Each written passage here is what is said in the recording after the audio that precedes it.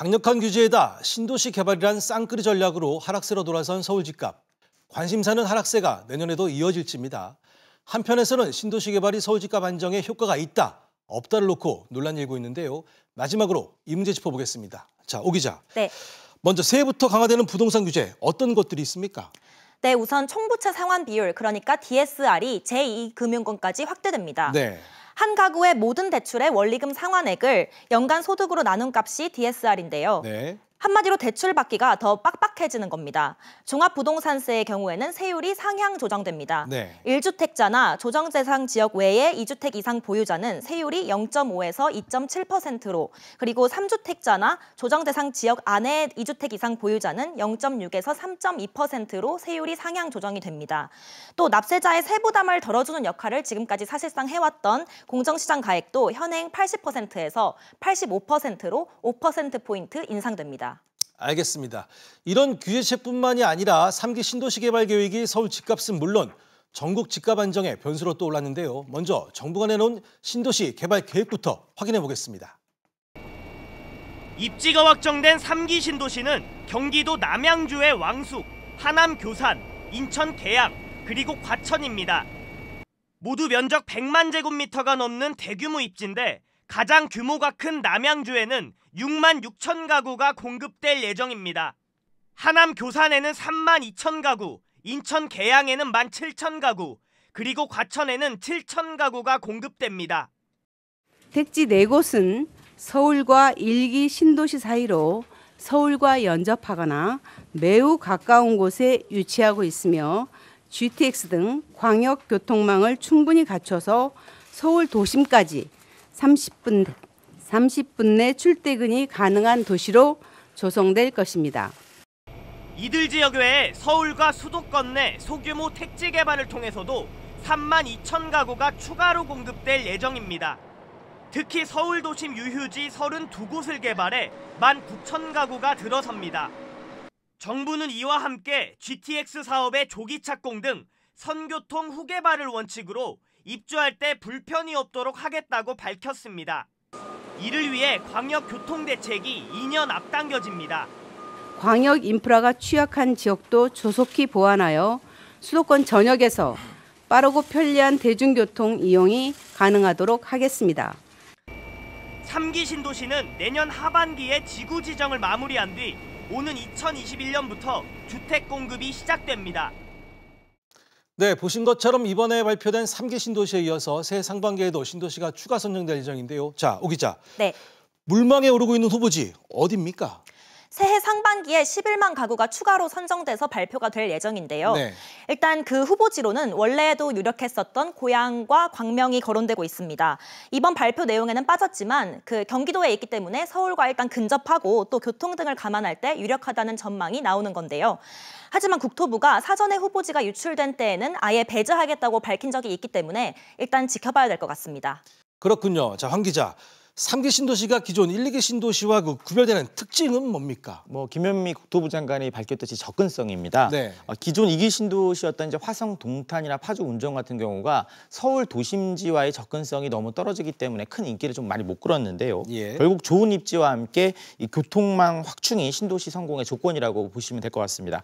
이 수도권 광역철도인 GTX-A가 이제 착공에 들어갔고요. 신도시까지 지하철도 연장하기로 했습니다. 이 또 다른 특징은 그 잠만 자는 베드타운이 아닌 자족 도시, 이런 특징도 하나 할 수가 있는데, 즉 도시 안에서 이제 일자리가 충분한 그런 도시를 만들겠다는 게 국토부의 계획입니다. 하지만 한편에서는 우려의 목소리도 나오고 있습니다. 문제는 자족 기능과 교통망 확충과 관련된 접근성인데요.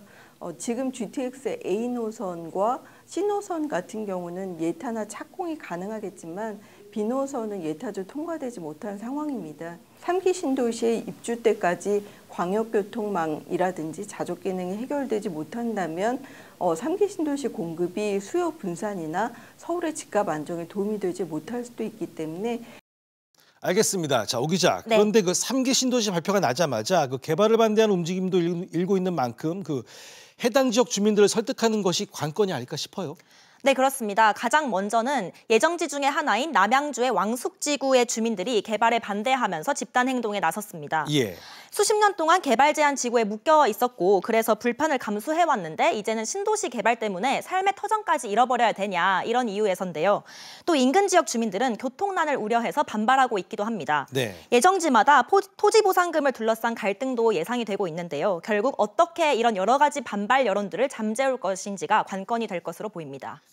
3기 신도시의 의미는 서울 집값을 안정시키는 데 있습니다. 자, 그런데 집값 안정 효과가 없다는 의견, 그런 지적은 왜 나오는 겁니까? 그 서울의 집값 상승은 강남권과 마포, 용산, 성동, 양천 등 주요 지역이 이끌고 있다는 그런 분석 때문입니다. 예. 특히 강남권은 이제 좋은 일자리와 함께 상업과 교육 시설이 잘 갖춰져 있다 보니까 항상 많은 사람들이 살고 싶어하는 지역인데요. 이래 때문에 강남 불패다 이런 말까지 나왔죠. 유일한 공급책인 지금 강남권 재건축이 이 재건축 초과이익 환수제 등으로 원활하지 않은 상황입니다. 이 때문에 이제 공급이 줄어든 강남권을 중심으로 해서 다시 서울 집값이 상승할 수 있다 이런 전망도 함께 나오고 있습니다. 네.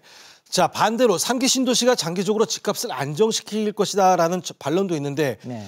이런 주장은 어떤 근거에서 나오는 겁니까? 이 서울 집값 상승은 결국 서울로 많은 사람들이 이제 몰리기 때문이죠. 네. 이 3기 신도시가 서울로 몰리는 일부 수요와 또 비싼 서울 집값을 피하려는 일부 수요를 이제 함께 흡수시켜서 장기적으로 서울 집값을 안정시킬 수 있다 이런 얘기입니다. 예. 또 2기 신도시였던 그 성남 판교의 경우 이 판교 테크노밸리가 이 첨단 IT 기업을 중심으로 해서 자족 도시로 어느 정도 성공했듯이 이 3기 신도시가 교통망과 자족 도시 기능을 갖춘다면 앞으로 이 서울 집값 안정 효과도 생길 수 있다 이런 얘기가 나오고 있습니다. 3기 신도시의 성공은 교통과 일자리가 관건이 될 텐데요. 광역교통망뿐만 아니라 테크노밸리 같은 업무 공간을 조속히 확충을 해야 서울주택 수요 분산이라는 정책적 효과를 거둘 수 있을 것으로 생각이 됩니다. 자, 다시 한번 정리해 보겠습니다. 사실 3기 신도시 효과는 5년은 지나야 가시될 텐데요. 자, 황 기자. 네. 정부의 규제와 공급 대책으로 하락하기 시작한 서울 집값, 새해엔 안정될까요? 결론부터 먼저 말씀드리면 새해엔 서울 집값이 2018년처럼 급등하기는 어려울 것으로 보입니다. 네. 앞서 말씀드렸듯이 그 아파트 값이 그동안에 너무 많이 이렇게 오르기도 했고요. 또 공시가격도 오르고 9억 원을 넘는 공시가격이 넘는 아파트 같은 경우에는 종합부동산세도 따로 이제 내야 합니다. 여기에 기준금리 인상으로 담보대출금리가 상승하면서 이제 빚내서 부동산 투자하는 것도 더 이상 어려워졌고요. 또 26만 호 규모의 3기 신도시 개발로 주택 공급 물량도 확 늘어날 예정이라서 기존 매매 시장은 움츠러들 수밖에 없는 상황입니다. 또 서울시도 2022년까지 도로와 빗물 펌프장 등 서울 안에 있는 그 자투리 땅에 공공주택 8만 호를 짓기로 했습니다. 네.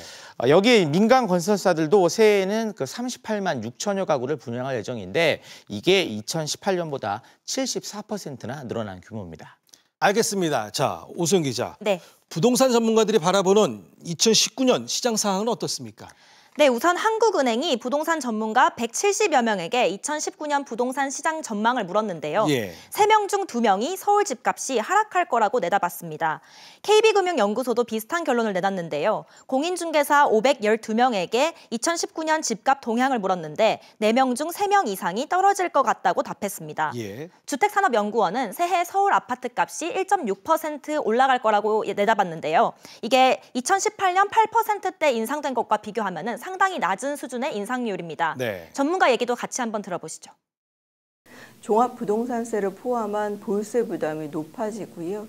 그리고 분양시장에는 일정 부분 수요자 움직임이 남아있겠지만 기존 주택 시장은 그동안 오른 가격에 대한 피로감이나 정부의 수요 억제책, 공급 과잉이 맞물리면서 주택 가격의 상승률은 크게 둔화될 것으로 판단됩니다.